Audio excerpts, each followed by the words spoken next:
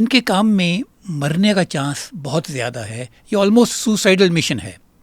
ये आप यूँ समझिए कि एक छोटी सी जगह पे बहुत सी गोलियां बरस रही हैं और आप किसी को कहें ज़रा दरमियान से वो चीज़ तो उठा के ले आओ मेरे लिए। ये पाकिस्तान का लोएस्ट ऑर्डर मजमून है और मैं पाकिस्तान से कहता हूँ कि आप सबसे पहले अपने स्मॉलेस्ट प्रॉब्लम्स को सॉल्व करो। The person who stands on my street is unbanked, उसको तो हाथ में पैसे दिए जाते हैं। You can not escape anybody's pension. आप उसको तनख्वाह भी नहीं दे सकते अगर आपने पेंशन नहीं देनी तो। They are being paid by the tax payer to perform these works, not to travel in their Fortuners.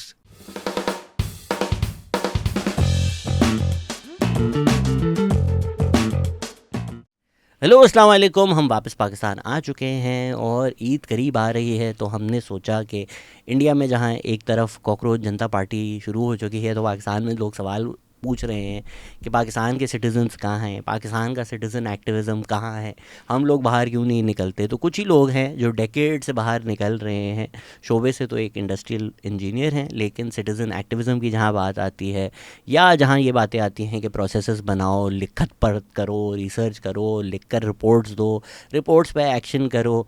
एक आदमी जो जहाँ मेरे जैसा नॉट सो जवान एनी मोर बंदा होप खो चुका है, नईम साहब अब तक होप लेकर हैं कि पाकिस्तान बदलना कोई मुश्किल तो नहीं है। तो इनसे आज पूछते हैं कि क्या क्या मसले हैं और कैसे बदलने हैं। नईम सादिक साहब हमारे साथ हैं। कैसे हैं सर आप? शुक्रिया, मैं बिल्कुल ठीक हूँ। नहीं sir, thank you so much. और आप आज हमारे लिए आज के अखबार लाए हैं जिसमें ये खूबसूरत रोड कंस्ट्रक्शन नॉर्थ नाज़िमाबाद में हुई है।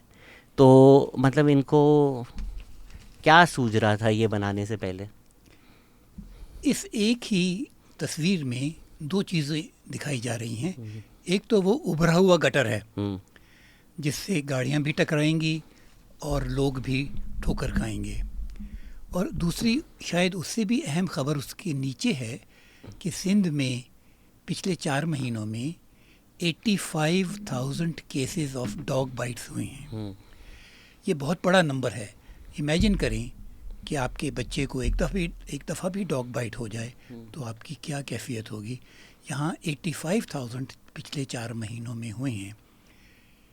उसका इलाज उन्होंने ये किया है कि हम और वैक्सीन ख़रीदेंगे, लोन लेंगे और वैक्सीन ख़रीदेंगे और टैक्स पेयर के पैसों से और रेबीज़ के क्लिनिक्स बनाएंगे। मगर हम जो मसला है उसको ठीक नहीं करेंगे, जो कि डॉग्स का है, जो कि एक महज़ब तरीका होता है उन्हें ट्रैप करना, न्यूटर करना, वैक्सीन करना और फिर रिलीज़ करना। ये दुनिया भर में होता है। वो हम नहीं करेंगे, जिसकी वजह से हमें सारी उम्र ये काटते रहेंगे और हम सारी उम्र लोन लेके वैक्सीन खरीदते रहेंगे। I mean dogs will disagree कि ये महज़ब तरीका है, वो तो बेचारे न्यूटर हो रहे हैं, तो इट्स नॉट महज़ब for them. Do you think कि मसला भी ये है कि आपने भी एक डॉन में आर्टिकल लिखा था जिसमें वो एक मुहावरा नहीं है, prevention is better than cure. तो वो जो ख़बरें आई कि मैन होल में लोग गिर गए, तो अब मसला ये है कि मैन होल जो हैं वो लोग चोरी कर लेते हैं या मैन होल खाली हो जाते हैं। तो इन्होंने बोला अच्छा अब सलूशन ये निकालते हैं कि इतने बड़े बड़े बना देते हैं कि वो चोरी भी नहीं होंगे, उनको उठाना भी मुश्किल होगा, विदाउट थिंकिंग कि इससे जो गाड़ियाँ टकराएंगी और उससे क्या मसला होगा। But they just don't want that headline के women fail in manhole. तो भाई ये सिंध गवर्नमेंट ने सलूशन निकाला है उस पर। आजकल ऐसे मैन होल्स भी हैं जो चोरी नहीं हो सकते, लॉक हो जाते हैं, वो बनाए जा सकते हैं। फिर वो तो जिस तरह न्यूयॉर्क वगैरह में भी होते हैं, दे नीड जो भी उनकी सैनिटेशन है टू अनलॉक दैट। जी, फिर वो नया अजाब यहाँ पर हो जाएगा कि अच्छा भाई चाबी है, वो आपने अगर गैंग्स ऑफ वासेपुर देखी है तो मनोज वाजपेयी सैनिटेशन वर्कर के भाई चाबी किसके पास है। सो आई थिंक यहाँ पर एक मसला नहीं है ना, सारे मसले हैं। So even with dog culling, जी, श्योर आप रेबीज़ एक मसला है, बट गवर्नमेंट का सलूशन क्या होता है जब खबरें आती हैं कि कुत्तों को मारना शुरू कर दो। पंजाब ने भी ये किया, सिंध भी ये करती आई है। एनिमल्स एक्टिविस्ट ने, जिस तरह आपने भी बोला, दुनिया भर में महज़ब तरीके हैं, but we don't want to follow that. जी। सो आज की गुफ्तगू आप किस मौजू पे करना चाहते हैं?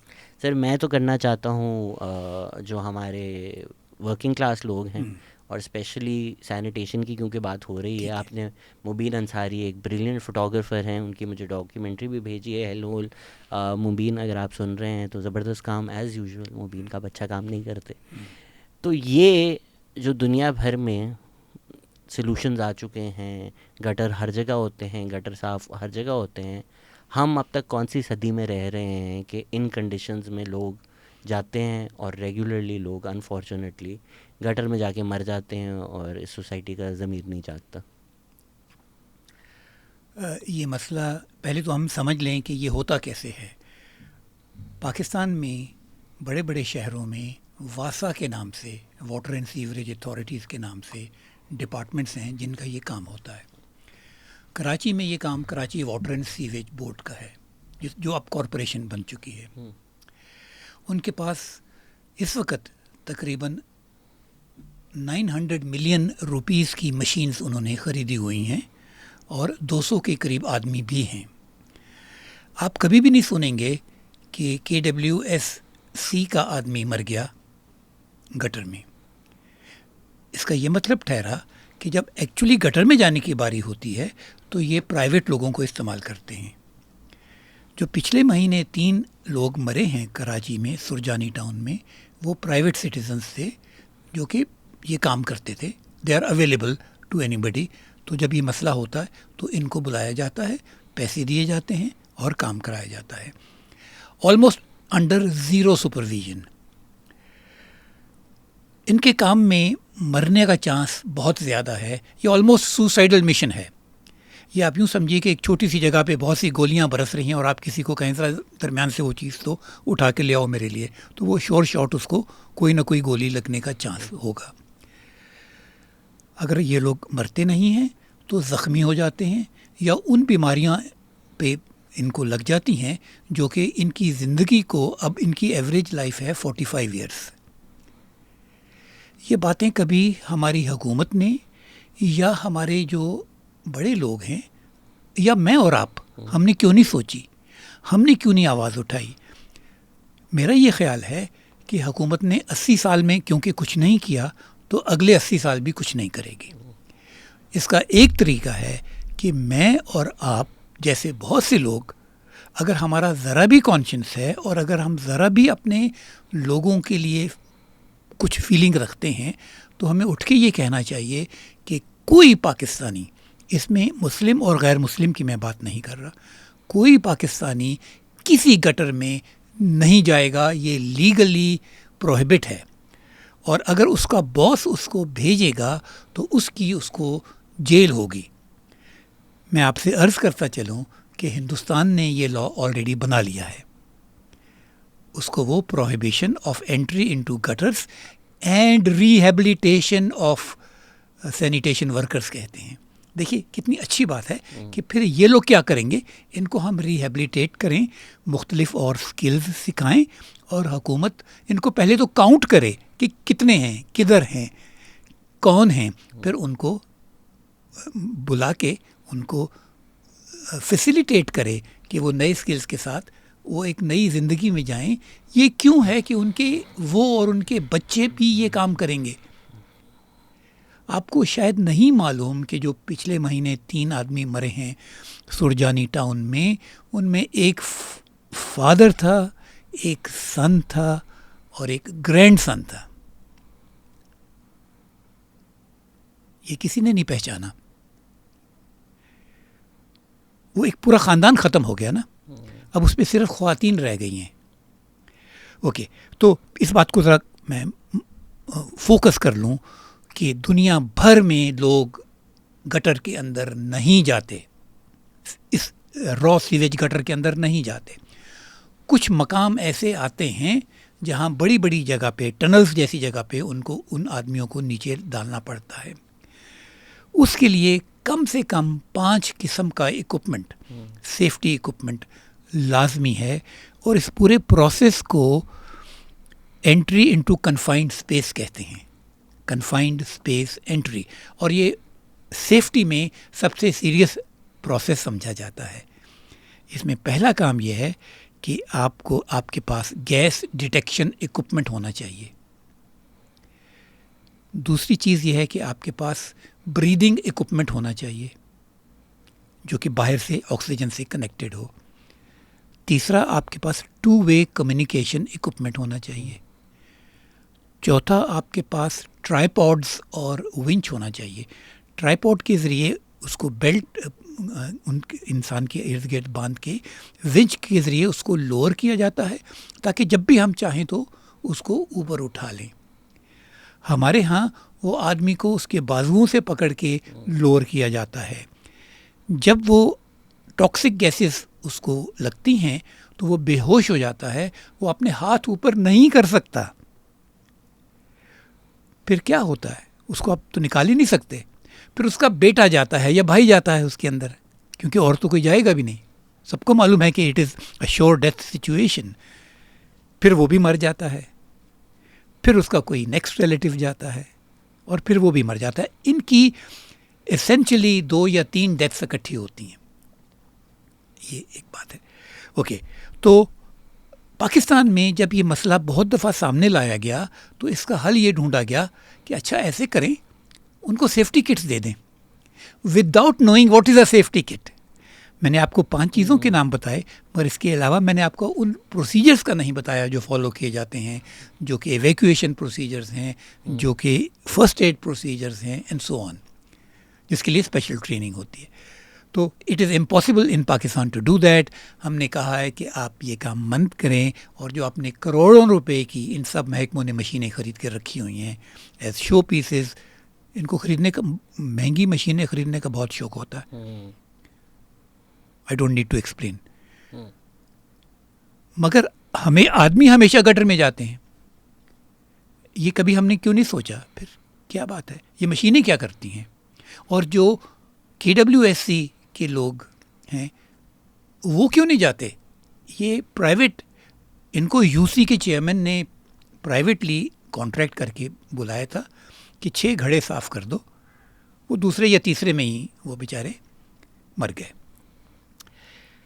I think this is very important for us to understand कि in the business of safety, अगर कोई शख्स इंजर हो जाए या मर जाए तो उसकी डायरेक्ट जिम्मेवारी चीफ एग्जेक्टिव के ऊपर होती है। ये पूरी दुनिया का दस्तूर है और पूरी दुनिया ने कानून बनाए हुए हैं कि अप टू 20 years जेल हो सकती है चीफ एग्जेक्टिव को, besides very heavy fines for not taking sufficient care to prevent that accident from happening.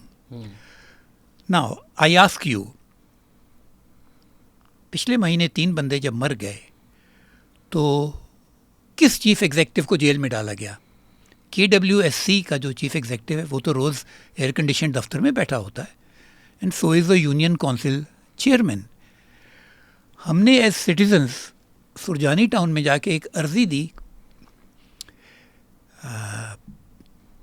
Police station में कि आप एक FIR काटें for negligence irresponsibility for chief executive of KWSC and chairman union council for causing the death, actually for murdering. ये तो almost short murder है ना, ये एक्सीडेंटल डेथ नहीं है। एक्सीडेंटल डेथ होती है जब आपने सारी प्रिकॉशंस ले लिए और उसके बाद आपने गलत काम ना किया हो, ठीक काम आप कर रहे हो, फिर आपकी डेथ हो गई। Now in this case it's murder. They refuse, they said हम ये तो स्टेट के लोग हैं भाई, हम इनके खिलाफ तो कभी काट ही नहीं सकते। हम वापस आ गए, फिर हमने उस अर्जी को रीवर्ड करके पुलिस चीफ को भेजा कि ये आपकी जिम्मेवारी है, unless you are a party to this crime, कि आप इन लोगों के खिलाफ FIR करें। वो अभी तक नहीं हुई। तो हम जो प्रपोज कर रहे हैं वो ये है, first, prohibit the entry of every human being in Pakistan into sewage gutters. Rehabilitate these people. If any accident of this nature ever takes place, there ought to be an FIR against chief executive and he must be held liable, accountable. ये आप कर लें। और मेरे एक दोस्त हैं वो ये कहते हैं कि मिस्टर नईम, इससे भी आसान तरीका है, आप चीफ मिनिस्टर चारों को और प्राइम मिनिस्टर को कहें कि 30 सेकंड एक डिप्रेशन में डुबकी खाएं, एक सीवेज गटर में, और जब वो बाहर निकलेंगे तो ये सारी उम्र के लिए पाकिस्तान में ये मसला हल हो जाएगा। अब मेरी तो ये इस्तात नहीं है कि मैं उनसे ये कह सकूं, मगर मैं यूँ समझता हूँ कि एक सिविलाइज मुल्क में जो मेथड बनाया जा सकता है वो है एक इसको लेजिस्लेट किया जाए, प्रोहिबिट किया जाए, और जो बेतहाशा मशीनें ख़रीदी हुई हैं और बन सकती हैं पाकिस्तान में, यहाँ कुछ सिटीजन्स ने भी मिल के 20-25 लाख में वो मशीन बना ली है जो ये 4 करोड़ में ख़रीदते हैं बाहर से। पूरे पाकिस्तान में वो हज़ारों की तादाद में बनाई जाएं, लोगों को वो जॉब्स भी मिलें, इंडस्ट्री भी डेवलप हो, और हम एक महज़ब मुल्क बन सकते हैं एक कदम लेने से। This is just one step. आप सेफ्टी गियर की बात कर रहे हैं, मैंने तो अक्सर तस्वीरें या वीडियोस देखी हैं, वो तो आई थिंक अपनी कमीज़ भी उतार देते हैं बिकॉज प्रॉब्ली देयर कंसर्न कि कमीज़ ना गंदी हो जाए, लेकिन oh they never wear a shirt, या वो एक अंडरवेयर में सिर्फ जाते हैं, दैट्स इट। हाँ, दुनिया भर में लोग हैज़मेट सूट्स पहन रहे हैं, आप गटर खुल जाए तो साथ नहीं खड़े हो सकते। Yes, बारिश में yes. थोड़ा गटर का पानी आ जाए तो मतलब दूर दूर तक बदबू आ रही होती है, और यहाँ हम लोगों को अंडरवेयर में उतार देते हैं और किसी को कोई फ़र्क नहीं पड़ रहा होता कि ये 70-75 साल से ये काम क्यों चल रहा है। कुछ डिफरेंट है हमारे सूवेजेस में, गटर लेन्स में, कि यार दुनिया भर में जो चीज़ हो रही है वो यहाँ नहीं हो सकती। हाँ, एक थोड़ा सा मसला है जिसको समझना चाहिए। वो यूँ है कि हमारे बहुत से जो गटर्स हैं वो खुले हुए हैं।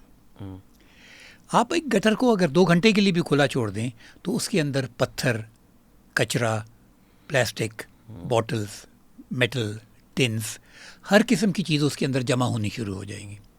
जब वो होगी तो वो पूरे, क्योंकि गटर कोई स्टैंड एलोन गैजेट नहीं है, ये एक नेटवर्क का हिस्सा होता है। हर गटर कम से कम 2 लाइनों से कनेक्ट होता है, एक इनकमिंग और एक आउटगोइंग। तो वो पूरे सिस्टम को क्लॉक कर देता है। फिर आपको पता नहीं कि अब कौन सी लाइन इसमें से ब्लॉक है, फिर आप हर जगह जाके हर गटर में से जाके कोशिश करते हैं और कचरा कुछ निकालते हैं। तो एक कदम तो बहुत आसानी से लिया जा सकता था। एक सिंपल एक्सेल शीट के ऊपर भी अगर पूरे कराची के या पूरे पाकिस्तान के गटर्स को मैप करके उनको सीरियल नंबर दे के, एक्चुअली उनको QR कोड दे के आप उनको आइडेंटिफाई कर सकते हैं, और आपको मालूम होना चाहिए कि कितने खुले हैं और कितने बंद हैं, और उनमें से कोई खुला नहीं होना चाहिए। अगर सिर्फ ये काम कर दें तो ये तो इनको सोचना चाहिए खुद ही, इनका आधा मसला तो यूं ही हल हो जाएगा।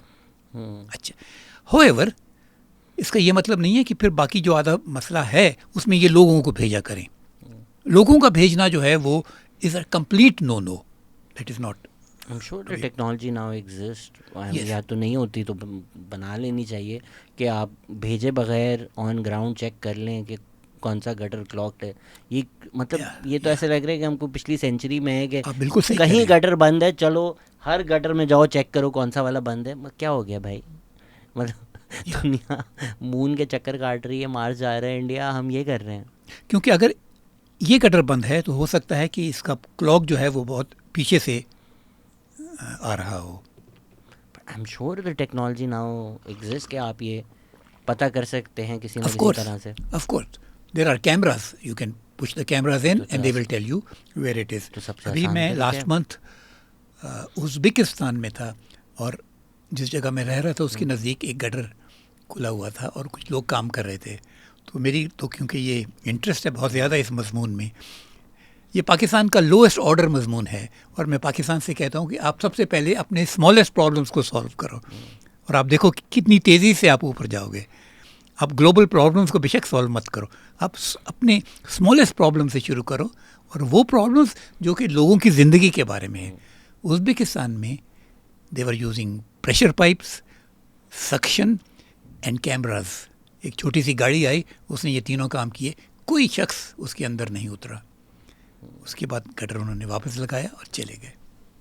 क्या हमारी हुकूमतों का तो जो हाल है वो सबके सामने है, पर क्या अनफॉर्चुनेटली हमारा माशरा भी इतना महज़ब नहीं है। मतलब मैं अभी हाल ही में न्यूयॉर्क सिटी में था, हर डस्टबिन पे लिखा हुआ है ट्रैश क्या है, ऑर्गेनिक वेस्ट क्या है, रिसाइक्लेबल क्या है, आप उसमें डालते हो। मैं वहाँ पे रह भी चुका हूँ।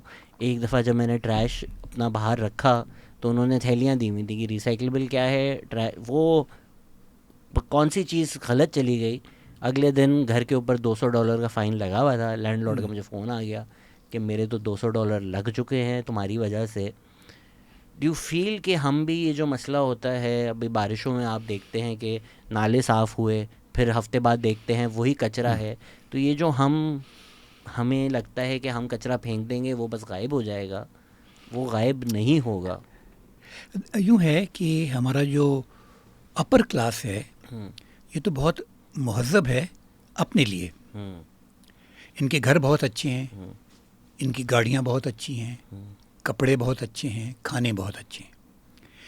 इनको अपने माशरे में जो आम लोग रहते हैं उनकी बिल्कुल परवाह नहीं है। ये उस मामले में ये बहुत बेहिस हैं। हम्म, अभी इस पे शायद इसके बाद हम बात करेंगे कि कैसे पाकिस्तान के सब बड़े बड़े लोग अपने जो गार्ड्स होते हैं, सिक्योरिटी गार्ड्स, उनको 25,000 क्यों देते हैं for a 12 hour shift, for a 12 hour shift, जबकि 8 आवर शिफ्ट के लिए 40,000 मिनिमम वेज। मिनिमम वेज है। तो 12 आवर के लिए तो लॉ ये कहता है कि वेजेस जो हैं वो डबल हो जाते हैं, तो इनकी वेज होती है 80,000, मगर आप उसको 25 देते हो और आप उसको 12 घंटे काम कराते हो और आप खुद बिलियनर हो। तो ये क्या बात है? इसलिए कि simply because they are available. Okay, मगर ये तो फिर एक्सप्लॉयटेशन हो गई ना, कि आप किसी जगह कोई गड़बड़ कर सकते हैं इसलिए कर रहे हैं कि आप कर सकते हैं। ये तो कोई महज़ब बात भी नहीं हुई और ये इल्लीगल बात तो खैर है ही है। तो पाकिस्तान का जो अपर सोसाइटी है ये एक लिहाज से पाकिस्तान के लिए बोझ बन गई है। ये कहती है कि ये बाकी काम हुकूमत के हैं सारे, मेरी सब चीज़ें बिल्कुल ठीक होनी चाहिए। ठीक है, तो इनकी चीज़ें तो ऑलरेडी बहुत अच्छी हैं और ठीक हैं, मगर ये एक बोझ बन के, वो एक जो बड़ी मशहूर बात है कि आप हम तो बोझ हैं ज़मीन का, तो ये ज़मीन का बोझ बन गए हैं। तो ज़मीन का बोझ उठाने वाले क्या हुए? तो अगर इन्हीं लोगों में से, और मैं यूँ समझता हूँ कि इनमें बहुत अच्छे लोग भी हैं, पर उनको बात समझ भी नहीं आती कि फिर वो क्या करें। अच्छा, ये लोग जाते हैं गटर में मर जाते हैं, इनको 25,000 मिल रहे हैं, अच्छा फिर मैं क्या करूं? So there is a kind of a helplessness that they show only in these matters. On their own matters they have no helplessness. Okay, I asked them कि जब आप कराची में ड्राइव करते हो तो एक ऑरेंज रंग की जैकेट के बहुत से लोग सड़कों पे होते हैं, वो कौन लोग हैं?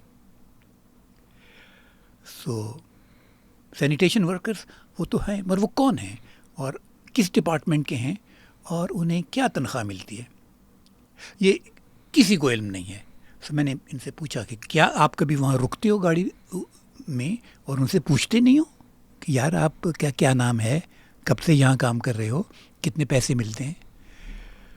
Let me tell you very simply, Karachi में 12,000 सैनिटेशन वर्कर्स हैं जो कि सिंध सॉलिड वेस्ट मैनेजमेंट में काम करते हैं। ये एक हुकूमत का डिपार्टमेंट है। हुकूमत ने पहले तो $100 मिलियन का लोन लिया अपने सड़कों का कचरा उठाने के लिए। ये आप इमेजिन भी नहीं कर सकते कि हमने कचरा उठाने के लिए लोन लिया, उससे ज़्यादा हम कुछ भी नहीं करते, कचरा उठाते। फिर वो सारे पैसे 2 कंपनियों को दिए, एक टर्किश को और एक चाइनीज़ को।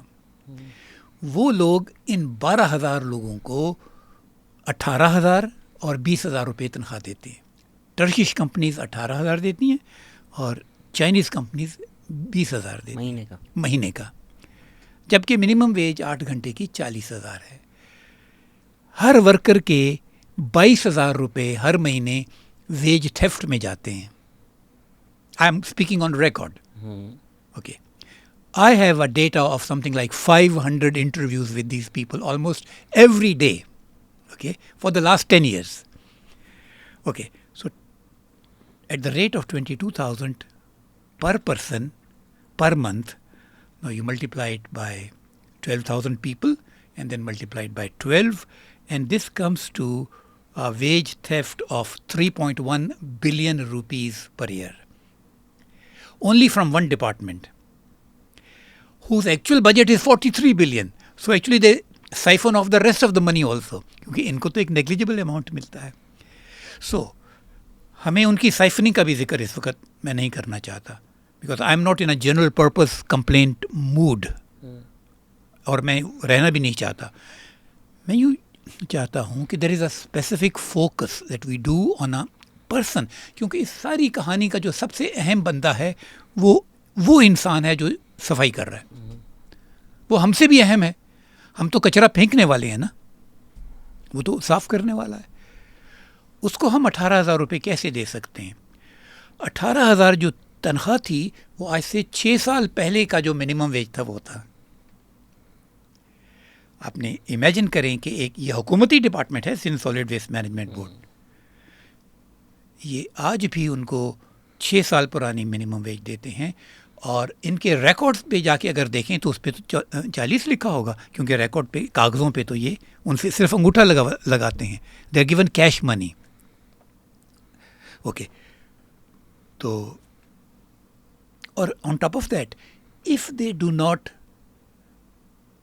कम on a particular day because he is sick, and हम सब बीमार होते हैं हर महीने 1-2 दिन, या कुछ और ज़रूरी काम हो जाते हैं, तो उस वक़्त इनको उस दिन की तो पैसे मज़ीद काट लिए जाते हैं. So they don't get 18,000 also, they get रफली 16-17,000 रुपीज़ डिपेंडिंग ऑन कितनी छुट्टियाँ इन्होंने की हैं. तब इतना ही ब्लेटेंट है कि ऑन द रिकॉर्ड 40,000 तनख्वाह है 12,000 लोगों की जी, और उनको 16-17,000 दिए जाते हैं, और जी, पर बंदा जी, 23-22,000 जो है वो डिपार्टमेंट या कहीं इधर उधर साइफन ऑफ हो रहे हैं. इतना ब्लेटेंट. हाँ, ये इतना ब्लेटेंट है. मैंने एज अ सिटीज़न, मैं यूँ समझता हूँ कि citizen is a very powerful position, अगर आप इसको रियली समझें. You don't have to be an MNA और MPA और एनीबडी.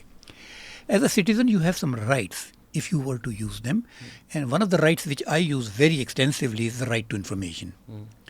So इनसे मैंने अंडर राइट टू इन्फॉर्मेशन पूछा कि आप बताइए कि कितने आदमी हैं और उनको आप कितने पैसे देते हैं.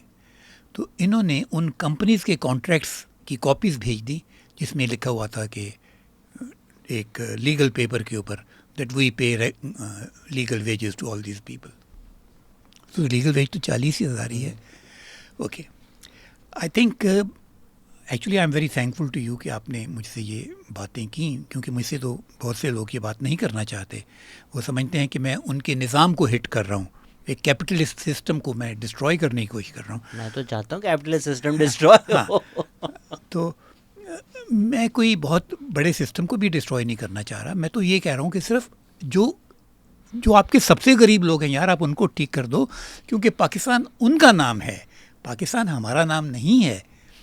हम तो 2-4 हैं ना, यानी कि बहुत कम लोग हैं हम. तो हमारे 90% तो लोग वो हैं. तो हम उनकी ज़िंदगी को अगर बेहतर कर दें तो पाकिस्तान बेहतर हो जाएगा. आफ्टर ऑल पाकिस्तान कैसे बेहतर होगा? कोई बिल्डिंगें बनाने से या क्या करने से बेहतर होगा? अपने लोगों की ज़िंदगियाँ बेहतर करने से होगा.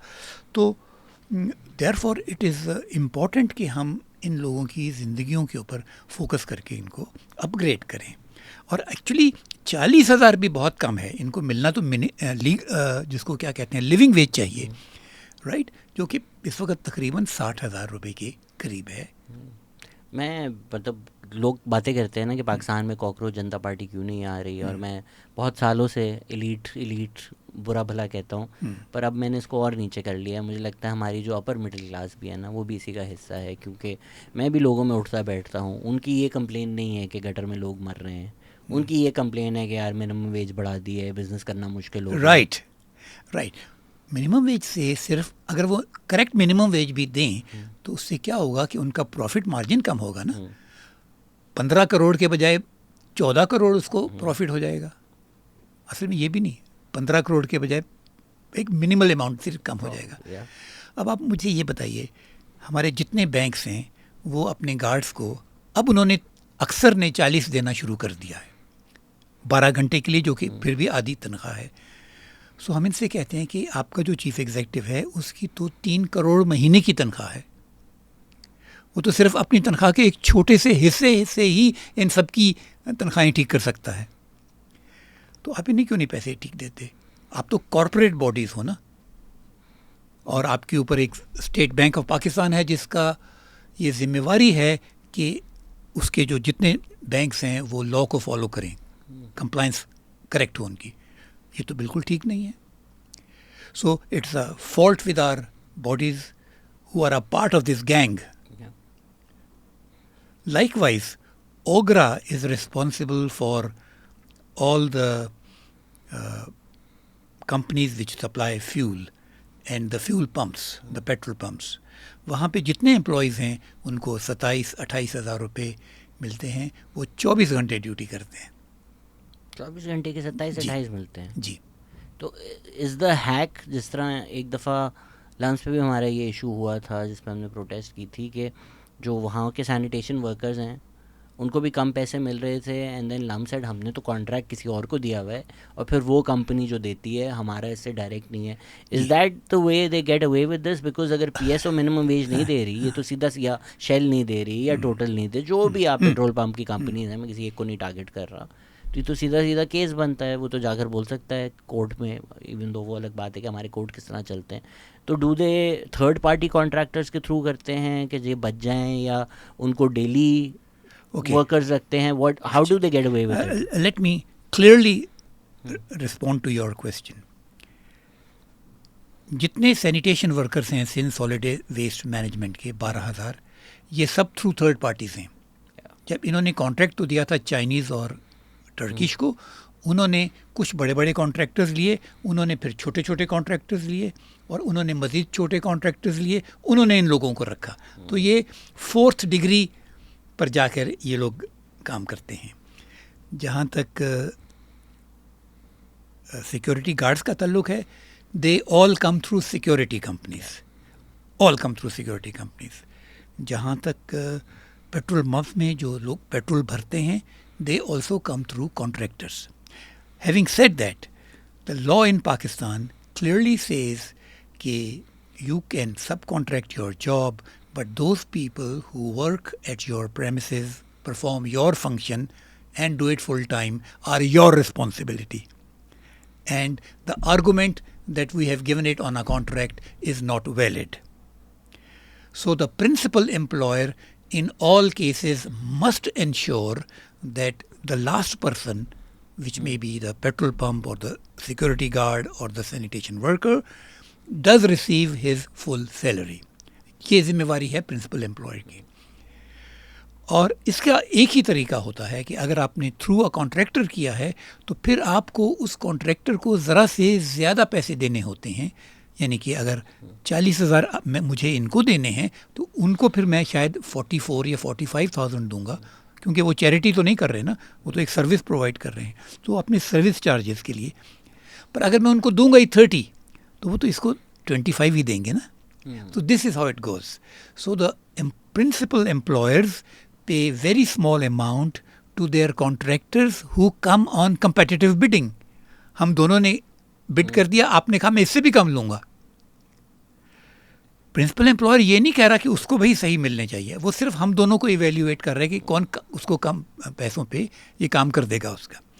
That's not how the law goes. And how are third party contractors getting away with it? मतलब मैं अगर बोलता हूँ शहजाद हायरिंग सर्विस है, yes. मैं आपको दे रहा हूँ 30,000, yes. तो मैंने जो बंदा रखा है जी, मैंने उसको हायर नहीं किया है, मैंने उसको फुल टाइम नहीं किया है, how am I getting away with not paying minimum wage? Because there is no mechanism in the government. Government is supposed to have a labor department and labor inspectors who will come and check you. Matter finished. The other case is where a worker himself stands up and says कि जी मेरी तनख्वाह कम है, आप मेरे contractor हैं, आप मुझे सही तनख्वाह दें और आपको जितने पैसे चाहिए आप प्रिंसिपल एम्प्लॉयर से बात करें, but as far as I am concern I must get the right amount. ये हमारा वर्कर कहने को तैयार नहीं है इस वक्त. इसलिए पता है कि 50 और लोग वेट कर रहे हैं. He's a daily wager. All guards are daily wagers. All sanitation workers are daily wagers. All fuel pump workers are daily wagers. All miners are daily wagers. All railway coolies are daily wagers. They just lose that day's salary. भाई ये कैसे हो सकता है कि हमने 10 साल से उन्हीं लोगों से काम करा रहे हैं मगर वो हमारे एम्प्लॉयज़ नहीं हैं. That's another violation of law. Achha. Then one area where they really escape is कि they do not pay them in the bank. Cash. They give them cash. And many times cash is stolen even at the last moment. वो जो supervisor देने वाला होता है वो 1-2 हज़ार रख लेता है और उससे साइन बड़े अमाउंट का करा देता है. So why can the government not say that there will be no payment to nobody but in bank. इसके लिए हमें लोन लेना है किसी से जाके, IMF से पूछना है. मैडम अनबैंक्ड कितनी, मतलब मेरे ख्याल से कोई 25-30%, मैं कोर्ट मत कीजिएगा बट मैं गैस कर रहा हूँ, इससे बहुत ज़्यादा अनबैंक्ड है हमारी तो, राइट? इससे बहुत ज़्यादा हमारी इकोनॉमी, इससे भी ज़्यादा अनबैंक्ड, बहुत ज़्यादा जी. मतलब लोग इससे ज़्यादा अनबैंक्ड है हमारे. Almost everybody is unbanked. All these 12,000 sanitation workers that I told you are unbanked. जितने सिक्योरिटी गार्ड्स हैं एक्सेप्ट जो कि बैंक्स में के आगे काम करते हैं, उनको अक्सर बैंक के थ्रू ही सैलरी जाती है. But otherwise they are the person who stands on my street is unbanked. उसको तो हाथ में पैसे दिए जाते हैं. So one if I may just add something, हमारे जो बैंक्स हैं उनको तो फिर इनकरेज करना चाहिए बैंक खोलना. वो तो उल्टा डिस्करेज करते हैं. अभी जो आपको कॉफ़ी देकर गए हैं वो मुझसे बोल रहे हैं मेरा आप चल के बैंक अकाउंट खोल दें. मैंने जाकर बैंक अकाउंट खोल लो, मुझे क्यों चलना है? बोला नहीं मुझे नहीं खोलने देते. मतलब लोग जो खुद भी जा रहे हैं कि भाई मेरा बैंक अकाउंट खोल लो, उनको भी नहीं खोलने दे रहे बैंक. तो मतलब गवर्नमेंट को तो चाहिए बैंक को इनकरेज करे कि अनबैंक्ड को बैंक करो भाई. ये प्रोसीजर आसान हो जाता है उन केसेस में जबकि एम्प्लॉयर उसको गारंटी देता है. इसकी एक मैं आपको मिसाल दूं कि क्लिफ्टन कैंटोनमेंट बोर्ड के पास तकरीबन 900 सैनिटेशन वर्कर्स हैं. They are all banked. क्योंकि इनका जो प्रिंसिपल इदारा है उसने ये डिसीजन लिया, उनको ये मालूम हुआ कि दरमियान में से पिलफरेज हो रही है. तो उन्होंने कहा इनको बैंक में डाल दिया जाए. तो उनकी सबकी तनख्वाह वो एक ही लेटर से उनकी सबकी चली गई. और मिनिमम वेज देते हैं वो. हाँ, ये लोग मिनिमम वेज दे रहे थे, मगर इस साल इन्होंने एक मिसचिफ की है कि ये 37,000 दे रहे हैं. इनका ये कहना है कि जो फेडरल गवर्नमेंट है उन्होंने मिनिमम वेज इस साल नहीं बढ़ाई और 37 ही रखी. हालांकि पंजाब, KPK और सिंध प्रोविंस ने 40 कर दी है. हम उनके साथ फिर भी स्ट्रगल कर रहे हैं कि आपका आर्गुमेंट वैलिड नहीं है, क्योंकि ये जो वर्कर्स हैं ये तो डेली वेजर्स हैं इस शहर के. ये कोई फेडरल गवर्नमेंट के एम्प्लॉयज़ तो है नहीं. तो या तो इनको आप फेडरल गवर्नमेंट के एम्प्लॉयज़ बना लो ना, फिर हम देखते हैं कि क्या होगी. फिर तो आपको इनको 50,000 देने पड़ेंगे. मगर ये तो आपके डेली वेजर्स हैं, किसी सेकंड कैटेगरी ऑफ कॉन्ट्रैक्ट में आपने इनको रखा हुआ है. तो ये आर्गुमेंट आपका ठीक नहीं है. हमारा ख्याल ये है कि लॉ में यूँ है कि जो लोकल वेज होती है उस जगह की, यानी कि अगर मैं न्यूयॉर्क में आपका मुलाजिम हूँ तो आप मुझे न्यूयॉर्क की वेज देंगे या एब्सोल्युटली कराची की वेज देंगे. तो फिर मिनिमम वेज जो न्यूयॉर्क की है वो मैटर करती है, फिर फेडरल गवर्नमेंट का कोई ताल्लुक नहीं है. तो मैं कहता फिर हूँ जी मैं फेडरल गवर्नमेंट से आया हूँ. तो दिस इज़ एन आर्गूमेंट. तो खैर, मगर एक बहुत अच्छी बात यह है कि चाहे वो एक रॉन्ग आर्गूमेंट पे अड़े हुए हैं, जो कि शायद अगले साल ठीक, उम्मीद करते हैं कि ठीक हो जाएगा, क्योंकि ये वेज हर साल तब्दील होती है, मगर वो 37 की लिमिट पर तो पहुंच गए हैं, क्योंकि वो बैंक में जाती है, वो उसको कम नहीं दे सकते. आई नो ये आपकी बिल्कुल ही फील्ड से बाहर का सवाल है. सवाल भी नहीं है, मेरा एक जस्ट थॉट है कि क्या मसला है बैंक्स को. अगर मैं नहीं हूँ एम्प्लॉयड, मेरी सैलरी नहीं आती, मुझे अकाउंट बनाना है, आपको क्या मसला है मेरा अकाउंट बना दे. Yes. What's your problem? Why do you need my employer? I want a bank. Just give me a bank account. नहीं आप वो जो आपकी हैं फैसिलिटीज़ के, अच्छा भाई आसान अकाउंट या मिनिमम अकाउंट या just limit the amount of money I can transfer, ये वो सब आप कर लें. बट बैंक अकाउंट खोलने में क्या मसला है? एज स्टूडेंट मैंने और मुल्कों में जाके बैंक अकाउंट्स खोले हुए हैं, एंड उधर लाइक आईडी दो, आईडी ऑफिशियल है तुम्हारी, ये लो बैंक अकाउंट. हम क्यों अजाब करते हैं ज़िंदगी लोगों की?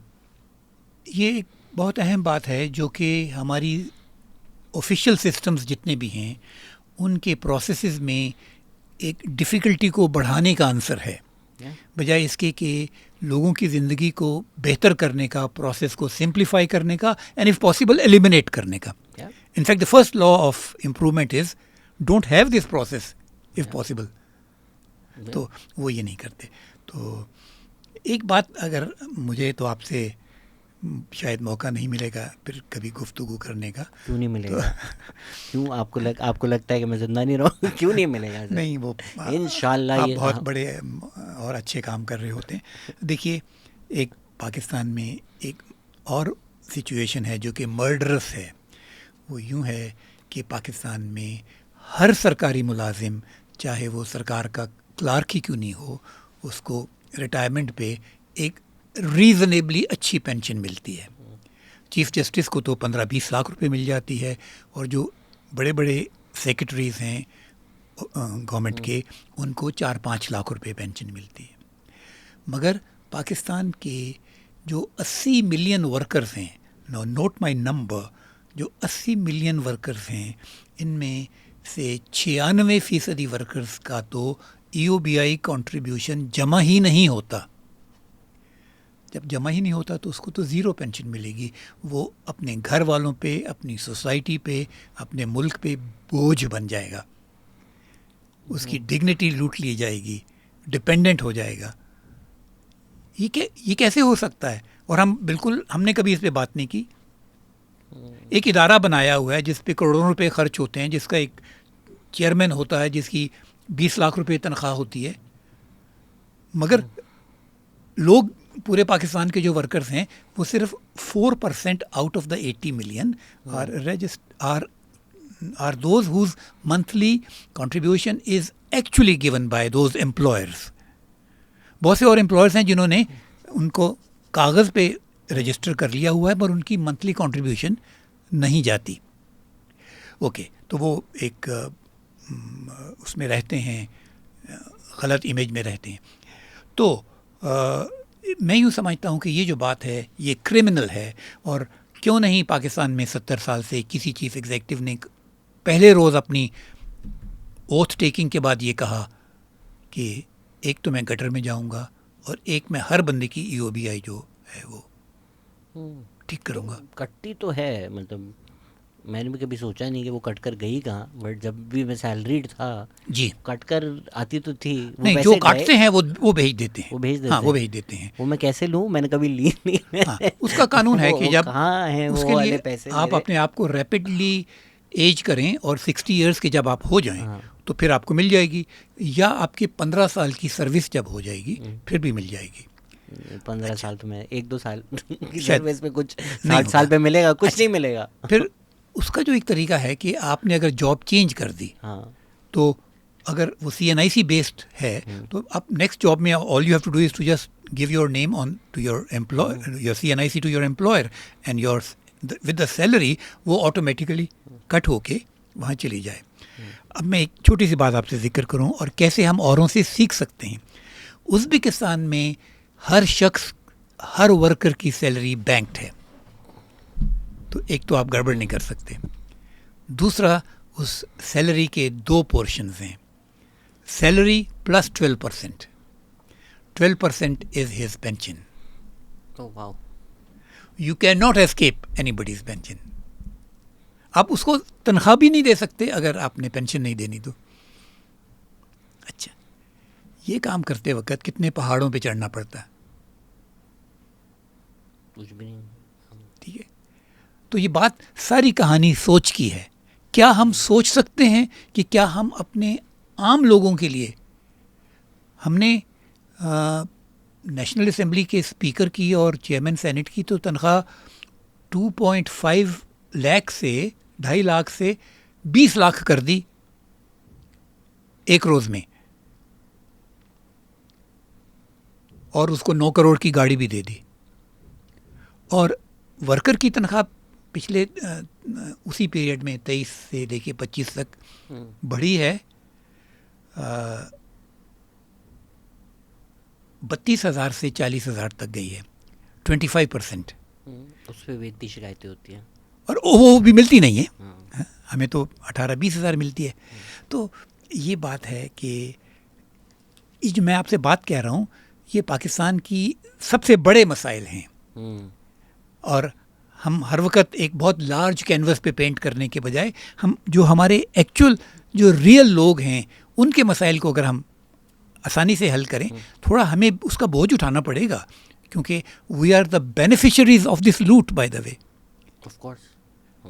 जब उनकी तनख्वाह 20 लाख हो जाती है तो वो इन्हीं के पैसों से वहाँ जाते हैं वो, तो we extract the money, you see, like sponges, and we benefit ourselves. तो हम कोई बिल्कुल ये काम करने की ज़रूरी नहीं है। सर मैं तो आपसे बिल्कुल एग्री करता हूँ, लेकिन डेविल्स एडवोकेट, ये भी मुझे किसी ने एक दफ़ा अच्छी बात की थी कि अगर ऑनलाइन लोग ये बात करते हैं कि भाई मिनिमम वेज का क्या पॉइंट है, जब लोग तो डेली वेज पे होते हैं, बट जब आप मिनिमम वेज बढ़ाते हैं तो डेली वेज पे भी प्रेशर पड़ता है, वो अपवर्ड मूवमेंट होती है। तो मैं तो बड़ा फ़ैन हूँ कि मिनिमम वेज और बढ़नी चाहिए। लेकिन डेविल्स एडवोकेट, मैं एक इंडस्ट्रियलिस्ट हूँ, मैं आपको आता हूँ बोला नईम साहब बड़ी अच्छी बातें कर रहे हैं, पर आप देखें ना पाकिस्तान का फंडामेंटल इकोनॉमी का मसला बैलेंस ऑफ पेमेंट्स क्राइसिस है। पहले ही हमारे एक्सपोर्ट्स के इतने मसले हैं, गैस नहीं आती, ये नहीं होता, अब आप कह रहे हैं कि जो मैं वेज दे रहा हूँ वो मैं बढ़ा दूँ, फिर तो मेरे प्रॉफिट्स ऑलरेडी 1-2% पे मैं खेल रहा होता हूँ, वो भी चले जाएंगे, तो फिर इंडस्ट्री बंद कर दो। अब जब इंडस्ट्री बंद हो जाएगी तो ये जो 30,000 भी मिल रहे हैं जिनसे घर चल रहा है, ये बेरोज़गार हो जाएंगे, तो फिर फ़ायदा। Are we on the camera? या देखिए, जो सिंध सॉलिड वेस्ट मैनेजमेंट के 12,000 लोग हैं, ये कौन सी इंडस्ट्री चला रहे हैं? ये तो 43 बिलियन हुकूमत से लेते हैं और सिर्फ एक उसका नेग्लिजिबल अमाउंट इनको देते हैं, तो ये आर्गूमेंट तो वैलिड नहीं है। नहीं। अच्छा, हमारे जितने बड़े बड़े इंडस्ट्रियलिस्ट हैं, हमने कईयों को देखा कि इन्होंने 50-50 करोड़ रुपए दिए, कभी लम्स को, कभी हबीब यूनिवर्सिटी को, कभी AKU को, कभी JPMC को, हमारे नाम की ये बिल्डिंग बना दी जाए, मगर अपने वर्कर्स को मिनिमम वेज क्यों नहीं देते? पहला फ़र्ज़ आपका है अपने वर्कर को मिनिमम वेज देना, वो तो लीगल बात है ना, उसमें तो कोई अभी एथिक्स की बात ही शुरू भी नहीं हुई, उसको ना देना तो क्राइम है। ओके, तो ये सब आर्गूमेंट्स जो हैं ये सिर्फ आर्गूमेंट के लिए दिए गए हैं, इसका पाकिस्तान की डेवलपमेंट पर कोई असर नहीं है, ना हमारी एक्सपोर्ट के ऊपर इसका असर होगा। हम सिर्फ अपने प्रॉफिट को ज़रा सा कम करना होगा। मैं जिस स्ट्रीट में रहता हूँ वो एरिया है मोमिन का, गिजरी का, जबल का। इस एरिया में literally every second person is a billionaire. I ask you that they would probably spend 25,000-30,000 on a dinner with friends in an evening, but they are not willing to give correct money to their security guards, who are the street security guards, who get 25,000 for 12 hours. So this is a fraud argument. It's a fake argument, and it is an argument to fool the ordinary who do not understand this whole system. इसकी कोई वजह नहीं है।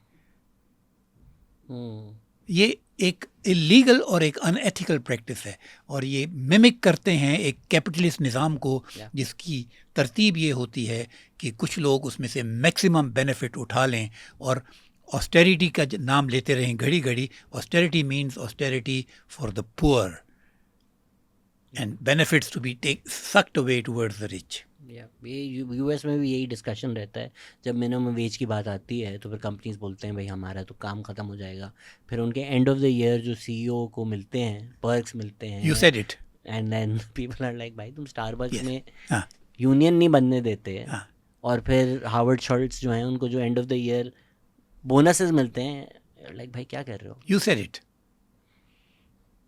तो इसमें since आप तो ये बहुत ज़्यादा टाइम से कर रहे हैं, क्या आपको लगता है कि स्ट्रेटिजिकली ओवर द ईयर्स जिस तरह लेबर यूनियंस की कमर तोड़ी गई है, और लेबर यूनियंस अब नाम के कहीं हों भी तो हों, और लीगली अगर आपका है भी तो आप एक अपना ही बंदा रख देते हो कि ये लेबर यूनियन का रेप है, उसको पैसे खिलाते हैं, जो भी करते हैं, जिस तरह से भी मैनेज करते हैं, तो जो हमारी इस्टेब्लिशमेंट ने, स्टेट ने लेबर यूनियन तबाह किए हैं जो थे अच्छे खासे और प्रोमिनेंट भी थे, वो भी एक बड़ी वजह है कि ये जो वेज वर्कर्स हैं या जनरली वर्किंग क्लास है, उसके राइट्स के लिए कोई कलेक्टिव आवाज़ नहीं उठाता। मेरा ख्याल है कि अगर लेबर यूनियंस हों तो इनके लिए आवाज़ उठाई जाएगी, मगर आप नोट करें कि बहुत सी जगहों पे तो लेबर यूनियन है नहीं ना। सिंध सॉलिड वेस्ट मैनेजमेंट के जो 12,000 लोग हैं, इनकी तो कोई लेबर यूनियन नहीं है, वो तो एक आदमी है, अगर उसने ज़रा भी बात की तो वो कल आएगा ही नहीं दफ्तर उधर सफाई करने के लिए, क्योंकि ये रोज़ इकट्ठे करते हैं किसी जगह से बंदों को और लेके इधर आते हैं। इसी तरह जितने भी सिक्योरिटी गार्ड्स हैं, इनकी कोई लेबर यूनियन नहीं है, फ्यूल पंप के ऑपरेटर्स की कोई लेबर यूनियन नहीं है, एंड सो ऑन। तो लेबर यूनियन तो हर सूरत होनी चाहिए, मगर मैं यूँ समझता हूँ कि देखिए, अगर वो नहीं है तो क्या एक हुकूमत इन लोगों की तरफ बिल्कुल तवज्जो ही ना दे? क्या हम लोग इनकी बात भी ना करें और इनके राइट्स की और इनको ऊपर ना लेके आएं? हम कहाँ चले गए ना? This is the point I want to make here, क्योंकि मैं तो एक ऑर्डिनरी सिटीज़न हूँ and I can only raise my voice as an ordinary citizen, and I think that far more number of ordinary citizens should raise these issues. But my guess in all of this is कि जो आप बातें कर रहे हैं वो सबको पता है, एटलीस्ट गवर्नमेंट को तो पता है, आवाम सो रही होती है हमारी, उनको नहीं पता होगी। गवर्नमेंट को तो पता है, बट गवर्नमेंट के पास जो बड़े इंडस्ट्रियलिस्ट हैं, जो साथ मिलकर ये लोग पॉलिसी बनाते हैं, जिस तरह भी हमारी इस्टेब्लिशमेंट चलती है, दे नो कि अगर हम लेट्स से लेबर यूनियंस बनने देंगे जी, तो ये जो हमारे दोस्त यार हैं, हमारे इंडस्ट्रियलिस्ट हैं, हमारे बिजनेसमैन हैं, जी, हमारे प्राइवेट इंटरेस्ट हैं, ये हमें पैसे देना बंद कर देंगे, या हमें जब इनकी ज़रूरत होती है कि अच्छा जी मुल्क को आपकी ज़रूरत है, ये बना लो, वो बना लो, वो चीज़ ख़त्म हो जाएगी। So they deliberately are not doing they do that. The government consists of very rich people who are hugely linked with industries, or they themselves have their industries, and they are landowners, and they are the richest elite of this country. So they have no interest in creating any mechanisms जो कि इनके ऊपर pressure डालेंगे। वरना मतलब आप एक law बना दें कि लेबर यूनियन के बगैर आप नहीं हायर कर सकते, जो भी फ्यूल वर्कर है, जो भी टेक्सटाइल वर्कर है, आप बोलें भाई यूनियन है, यूनियन का हिस्सा हो गए तो हायर हो सकते हो। ये दुनिया भर में होता है, अक्सर आपको नौकरी करने के लिए किसी यूनियन का हिस्सा होना पड़ता है। जी, आप या नौकरी जब आपको मिल जाती है तो फिर आप यूनियन हाँ, के मेंबर्स या, बन जाते हैं ऐसे।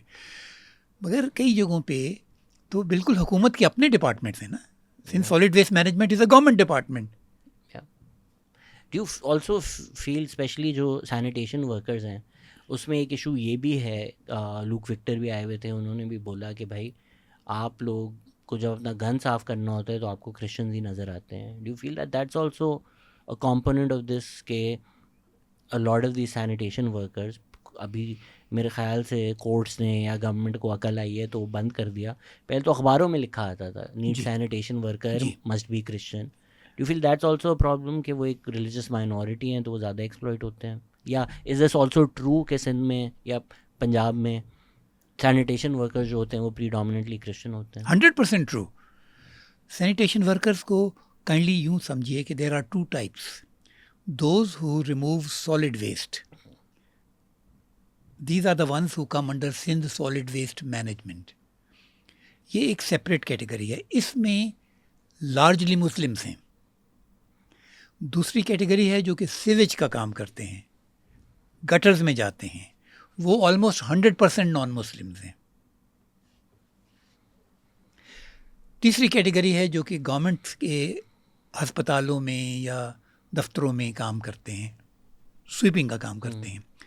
उसमें ये मसला हो रहा था कि एक ट्रेडिशन जैसी बनी हुई थी कि जब आप ऐड कर देते थे तो ये कोने में लिख देते थे कि non Muslim will be preferred और कुछ इस किस्म का एक सेंटेंस। वो फिर पाकिस्तान में बहुत से लोगों ने उस पर आवाज़ उठाई, क्योंकि ये तो बिल्कुल ब्लेटेंट हो गया ना। तो फिर उस पर जो भी कंसर्न इदारे होते थे उनके पास 15-20 ख़त चले जाते थे। तो अब ये हुआ कि तकरीबन ये बंद हो गया है, मगर अभी भी बहुत से लोग जाके क्रिश्चियन लोग या हिंदूज़ या नॉन मुस्लिम्स उन जॉब्स में चले जाते हैं। क्यों? उनका ये दफ्तरों का कहना है कि अगर हम मुस्लिम को लें तो वो ले तो लेते हैं, फिर वो काम नहीं करता। यानी कि वो कहते हैं मैं बाथरूम नहीं साफ़ करूँगा, मैं बाहर की सफाई तो कर दूँगा, थिंग लाइक दैट। मगर ये जो नॉर्मल सैनिटेशन वर्कर्स हैं उनके साथ ये इशू नहीं है। अच्छा, आपकी ने जब बात की कि हमें ने क्यों कम तनख्वाहें देते हैं, एक और ग्रुप है जो कि गवर्नमेंट के इदारे हैं, like national saving organization, like Pakistan post, ये कई हज़ार सिक्योरिटी गार्ड्स इनके पास होते हैं, क्योंकि जो भी आप नेशनल सेविंग के दफ्तर में जाएंगे 3-4 गार्ड्स आपको वहाँ पे नज़र आएंगे। इनकी तनख्वाहें 25,000 क्यों हैं 12 घंटे की? ये तो हुकूमत के हैं ना, इन्होंने तो कोई एक्सपोर्ट नहीं करनी है। तो आप ये समझें कि it's almost a deliberate thing, क्योंकि ये गरीब है ना। हम नेशनल सेविंग के डायरेक्टर को कहते हैं, या जो उनका डायरेक्टर जनरल है, कि आपकी तो तनख्वाह 15 लाख है, और अगर आपको 5 रुपये भी कम मिलें तो आप उसको एक नोट लिखेंगे और आपको वो मिल जाएंगे। Why are you not concern कि you are also hiring people for 25,000 rupees for 12 hours? So it's a very serious problem, and I think all of us should just raise a huge amount of noise on this and push the government to adopt the right policies. इस पर आपने don में लिखा भी है, लेकिन एक obviously जब सिस्टम्स बनते हैं, चीज़ें बनती हैं, एवरीथिंग इज़ इंटरकनेक्टेड। एक मसला ये भी है पाकिस्तान का कि भाई पॉपुलेशन कंट्रोल नहीं करते, तो हम शोर मचा लें, हम लेजिस्लेशन ले आएँ, हम कोर्ट ऑर्डर, हम सब कुछ कर लें जी। पर जब एक फैक्ट्री में काम कर रहा है, उसको पता है कि यार अच्छा ठीक है, आपने नहीं काम करना, आप चले जाओ, और अगले दिन 1000 बंदा उस नौकरी के लिए आ जाएगा कि हमें रख लो। ठीक है, तो पाकिस्तान को सबसे पहले पॉपुलेशन को कंट्रोल करना चाहिए। पाकिस्तान की इस वक्त TFR 3.6 के नज़दीक है। What's TFR? Total fertility rate, एक खातून पूरी ज़िंदगी में कितने बच्चे ऑन द एवरेज। एक बहुत हैरत की बात है कि इंडिया और बांग्लादेश और ईरान, जो हमारे लेफ़्ट और राइट पे हैं, इन्होंने TFR 2 से कम कर दी है। 2 मीन्स कि आप पॉपुलेशन स्टेबल रहेगी, आपको अगले साल मज़ीद घर नहीं चाहिए, सड़कें नहीं चाहिए, टेलीफोन नहीं चाहिए, because the population is the same. हमें हर साल हर रोज़ 18,000 बच्चे हमारे नए आते हैं। हम कितने स्कूल बनाते हैं? 26 मिलियन तो हमारे बच्चे वैसे ही बाहर हैं। ये 26 मिलियन बाय द वे कुछ साल पुरानी फिगर है। Most out of school children in the world, माशाल्लाह। मोस्ट, और इसमें अगर हम और 18,000 रोज़ के ऐड करें, इस वक्त मेरा एस्टिमेट है कि तकरीबन 30 million children out of school हैं। जब ये आउट ऑफ स्कूल होते हैं, जब थोड़े से बड़े हो जाते हैं, फिर इनको कोई नौकरी चाहिए होती है, मगर ये कुछ कर नहीं सकते। फिर आप इनसे स्वीपिंग करवा सकते हैं, सिक्योरिटी गार्ड बना सकते हैं, इस किस्म के काम। Then you pay them very little money. That's how you begin exploiting. So exploitation has a relationship with our uneducated large volume of population. Absolutely. अब आप हम कहने के लिए आसान है कि भाई चाइल्ड लेबर आप बैन कर दो। अब लोगों ने 10 बच्चे पैदा किए हुए हैं, अब वो बच्चा जो है देर लाइक वो लग जाओ मैकेनिक के पास, लग जाओ। आप उन फैमिलीज़ को जाके बोलें कि वो देल स्टार्ट कराएं कि नहीं हमारा बच्चा काम नहीं करेगा तो हम भूखे मर जाएंगे, तो वो तो चाहते हैं उनके बच्चे काम करें। सो आप पॉपुलेशन अगर नहीं कंट्रोल करेंगे तो सिस्टम ऑफ एक्सप्लॉयटेशन चलता रहेगा। तो हमको ये सीख लेना चाहिए जल्दी से कि दुनिया भर ने कैसे पॉपुलेशन कंट्रोल की। जो महज़ब तरीका आपने कुत्तों के लिए बताया था वो इंसानों नहीं, और भी बहुत से तरीके हैं। हम इंसेंटिव्स कर सकते हैं। ये जो BISP प्रोग्राम है, इसको आप इंसेंटिवाइज कर दें कि अगर अप टू 2 चिल्ड्रन होंगे तो आपको 3,500 मिलेंगे, 2 से ज़्यादा किए तो ये भी नहीं मिलेंगे। वो तो थोड़ा काउंटर इंटुइटिव है ना कि आपके बच्चे ज़्यादा हैं, आपके एक्सपेंसेस ज़्यादा हैं, तो आपके पैसे इनकम कम मिलेगी। अभी इन्होंने recently bye the way announce किया है कि हम हर बच्चे के 3,000 रुपये आपको एक्स्ट्रा देंगे। ये कुछ रोज पे की ही बात है। Okay, so why should I not have more children? I get that. Because I do nothing else. So these are my only productive means. Do you know what the cobra problem is? आपको वो एक मिसाल है कि British India में उन्होंने बोला कि भाई कोबरा पकड़ के जो लाएगा हम उसको जो भी 100 रुपये देंगे। तो कोबरा फार्म्स बन गए कि भाई कोबरा तो बनाओ ना, ताकि पकड़ के हम इनको देते रहें। So that is the problem. आपने सही कहा। कहीं ये भी किया है कि उन्होंने स्कूल से भी टाई कर दिया है कि बच्चा स्कूल जाएगा तो आपको बिस्क मिलेगा। बिल्कुल, स्कूल से टाई करें, लड़कियों की शादी की उम्र पे टाई करें, लड़कियों को 10 साल तक पढ़ने पे से लिंक करें, ये सब इंसेंटिवाइज कर दें तो लोग भी खुश होंगे और एक काम भी हो जाएगा. I am just referring to one method. There are numerous other methods which can be easily. By the way, working on population is one of my Yeah. great concerns because I link this. जब मैं आपके पास आया, so if you notice the first point on my First issue is population, making many more and much more. Digitization and reduction, simplification of elite created processes. Focus on about 12,000. So what happens to remaining 40 billion? अच्छा जी, पैसे वाले. जी. और sir second page भी है notes का हमारे पास. Sanitation work, fraud of SOPs. Fraud of SOPs क्या है? Okay, the fraud of SOPs is कि बहुत से इदारे हैं आज भी. अगर आप Karachi water and sewerage board के पास जाएं और इनसे कहें कि आप लोग गटर में आदमी भेजते हैं और उनको जिस कंडीशन में भेजते हैं उनकी मौत वाक़या हो जाती है, so they say no, we have an SOP. We have an SOP. तो एक वेग जैसी किसी कागज़ पे कोई लिखी हुई है कोई बात, किसी किताब से फ़ोटो कॉपी करके वहाँ रख दी, बट दैट डजंट वर्क. तो merely falling back on a theoretical point, तो ये फिर कोर्ट में जाके पेश कर देते हैं और कोर्ट आगे से कह देती कि अच्छा फिर आप ऐसे करें कि फिर आप लोग इनको सेफ्टी किट्स दिया करें. जी, we have got that in our SOP also, safety kits. तो this is a fraud. There is no safety kit.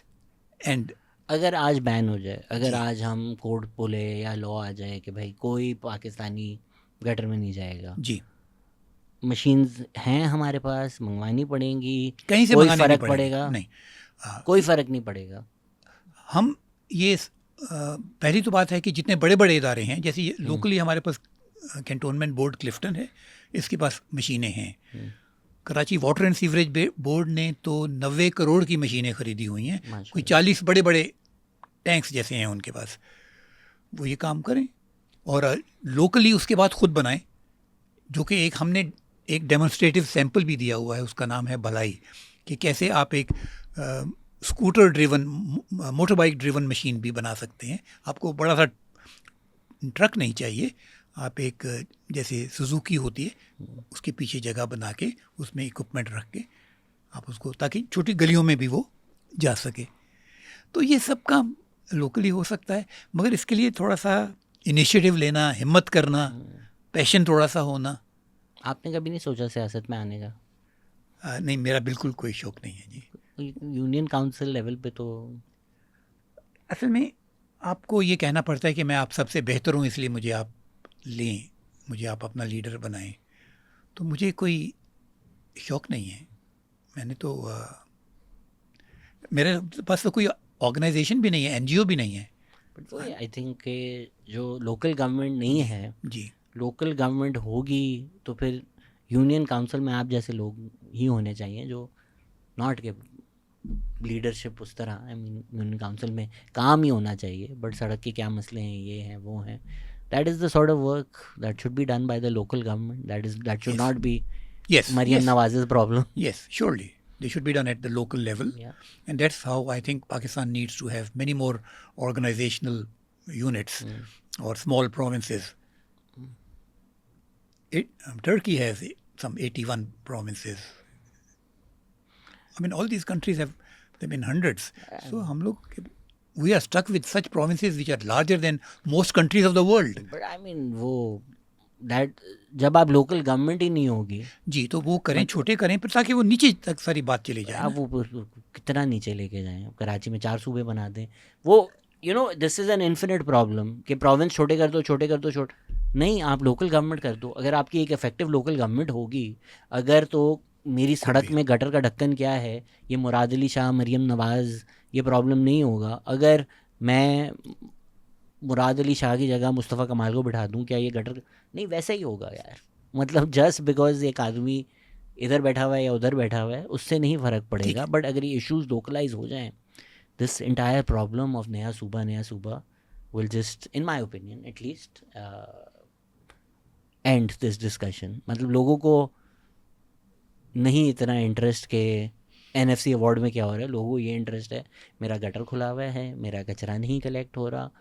हाँ, हमें और भी इंटरेस्ट है. हमें स्कूल्स ठीक चाहिए, हमें हर बच्चा स्कूल में चाहिए, हमें अस्पताल ठीक चाहिए, हमारे बच्चों को कुत्ते ना काटा करें गली के अंदर। क्या? तो हमारे दर्जनों ऐसे इश्यूज हैं हाँ। जिनको कुछ बहुत से तो लोकल लेवल पे सॉल्व हो सकते हैं और कुछ हायर लेवल के ऊपर पुश चाहिए अब होता वही है। ना, देखें, अगर मेरे बुशविक में, ब्रुकलिन में स्कूल अच्छा नहीं है जी तो वो मेरे गली के एंड का मसला है। जी। मैं ये नहीं बोलता कि न्यूयॉर्क का सूबा छोटा कर दें। मेरा एल्बनी में क्या हो रहा है इंटरेस्ट ही नहीं है, ठीक है। Because the system exist, we हाँ। Don't have that system. जी। ये रिस्पॉन्स Oh, no. अच्छा, ये कुछ और है। ये मतलब पता नहीं हमारे कुछ we और। had asked an RTI question अच्छा। from the coal company कि इनका हाँ भी एक बंदा मर गया था, हाँ, तो उन्होंने कहा कि नहीं वो हमारे वाले पोर्शन में नहीं था, वो साथ वाली कंपनी में था। इनका तो एक जो कंपनी है, इनका तो एक चाइनीज़ भी मर गया था और फिर बड़ा एक अजाब हुआ था दुनिया का, and they had to ensure कि अच्छा भाई प्लीज़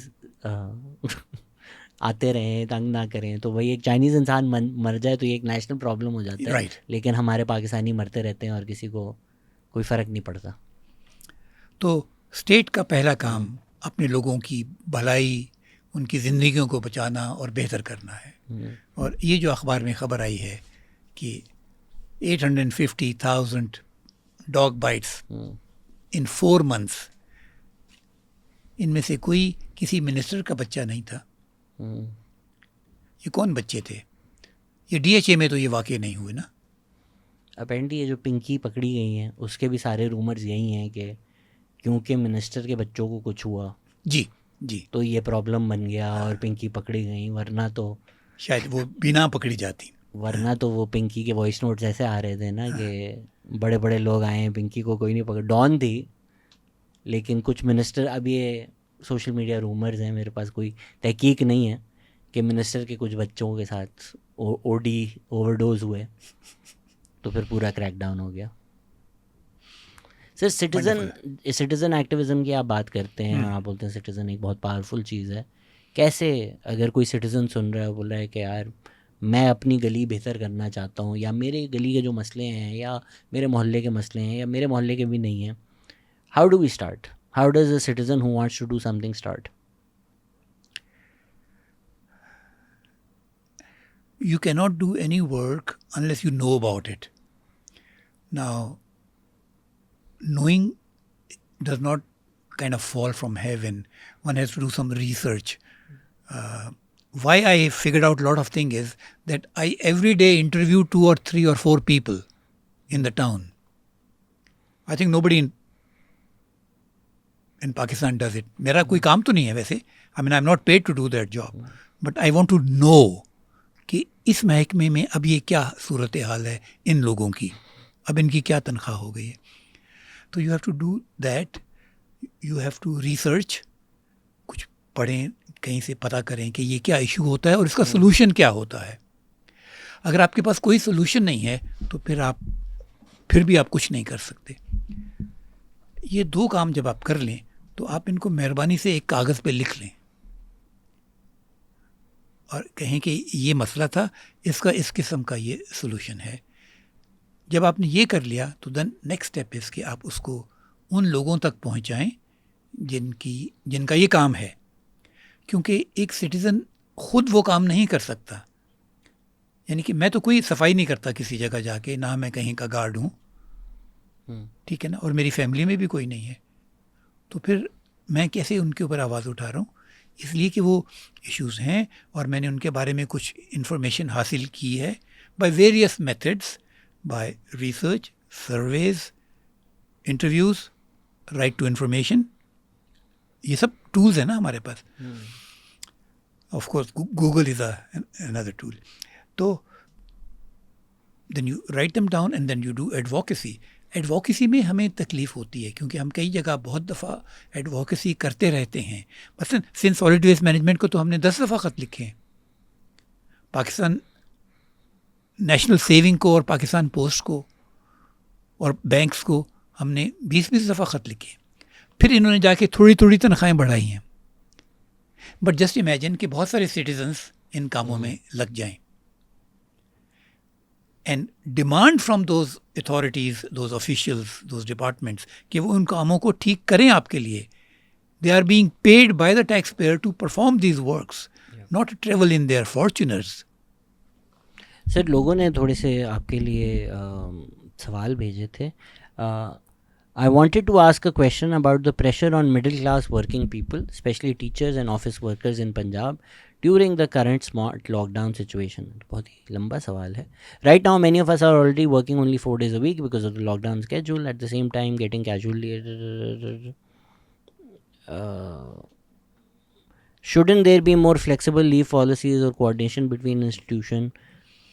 बड़ा आपका स्पेसिफिक है, बट आपको कुछ इल्म है इस चीज़ के बारे में? I will have no expertise on this. हाँ, आई थिंक तो उन्होंने अपना एक मसला, खैर मैंने आपका मसला पढ़ दिया है, तो होपफुली जो रेलेवेंट इदारे हैं वो देख लेंगे कि क्या इश्यूज़ हैं. Over the past few decades, trade unions in Karachi have weakened significantly while workers have become increasingly vulnerable. In your view, what role should the state, judiciary, media and workers themselves play in rebuilding an effective labor movement and restoring collective bargaining rights?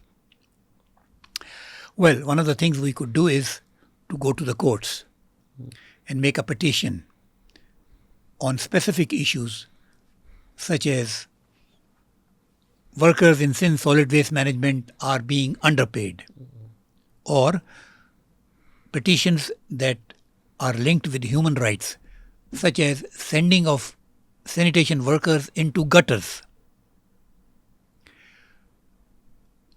Yet other human rights violations of security guards being deployed for 12 hours and being paid 25,000 rupees. Not many petitions have gone into the court. Not that they would be immediately resolved. हमारी 1-2 petitions हैं इस वक्त भी, ख़ास तौर पे sanitation workers के ऊपर petitions हैं कोर्ट के अंदर कि आप इनको गवर्नमेंट को डायरेक्ट करें टू मेक अ लॉ कि इनकी प्रोहिबिशन होनी चाहिए. अब वो कोई 6 महीने से चल रही है लुढ़क के, मगर हम उसको धक्का देते रहेंगे. But why are there not 40 other such petitions? So can you see that we have some kind of a weakness in ourselves? Merely wishing things to be better is not good enough. Yeah. We can all wish that. Without contracts, workforce operates in the informal sector without contracts, social security, healthcare or job protection. What is your opinion? There is no free market competition. It is state and capitalist who is sucking blood of worker. So if a person is without contract, तो एक ले person answer है कि फिर वो क्यों वो काम करता है, वो क्यों नहीं कॉन्ट्रैक्ट किया और फिर काम किया. पॉपुलेशन क्योंकि इतनी ज़्यादा है और जॉब्स इतनी कम हैं और लोग इतने ज़्यादा अवेलेबल हैं कि उनको एक लिहाज से मजबूरी के तौर पे ये काम करने पड़ते हैं. So we would come back to the population issue on that then. Karachi is the economic engine of Pakistan, yet factory workers, daily wage laborers and gig economy workers still lack many basic labor protections. In your opinion, is this mainly due to weak labor laws, poor implementation or the influence of corporate and political interests? I think both. जो उन्होंने last में कही है कि of course poor implementation, government के ये roles हैं कि जाके देखे कि इस फैक्ट्री में कितने लोग काम करते हैं, क्या उनकी वेजेस ठीक हैं, क्या उनकी EOBI सबकी जाती है या नहीं. ये क्यों नहीं कर सकते? सर कोई आप कौम को खिताब कौम को कोई पैगाम देना चाहेंगे जाते जाते? Extremely happy with our discussion. All I want to say is कि these things are extremely doable, and we, the rich and the influential, are the roadblocks to the progress of Pakistan, along with the government. Government belongs to the same section. So it is people from our class, our type of people who are educated, who are blessed, who are well off, they should get up and say कि ये चीज़ें ठीक की जाए. There is no such pressure in Pakistan. मेरे ख्याल में बहुत कम है तो सही, मगर बहुत कम है. इसको हम बढ़ाना चाहते हैं. प्रेशर बढ़ाए. और हमारे रेगुलरली एक हैं फॉलोअर मूडी 900, वो हर उस पर पूछते हैं इज़ देयर एनी होप. तो आप तो बहुत होपफुल हैं सर, तो मे बी एक होपफुल एंड करते हैं। आप बताएं होपफुल फ्यूचर क्या है पाकिस्तान का? Pakistan could either remain in the same state as it is for the next 70 years, or it could radically change in months, provided we do some of these things. And we do these things starting from bottom for the most ordinary people. आवाम के लिए कुछ अच्छा करें, मुल्क खुद ही बेहतर हो जाएगा, लोगों के लिए ज़िंदगी बेहतर करें। Thank you sir for the work that you do, and thank you for listening. Take care, खुदा हाफिज़। Thank you.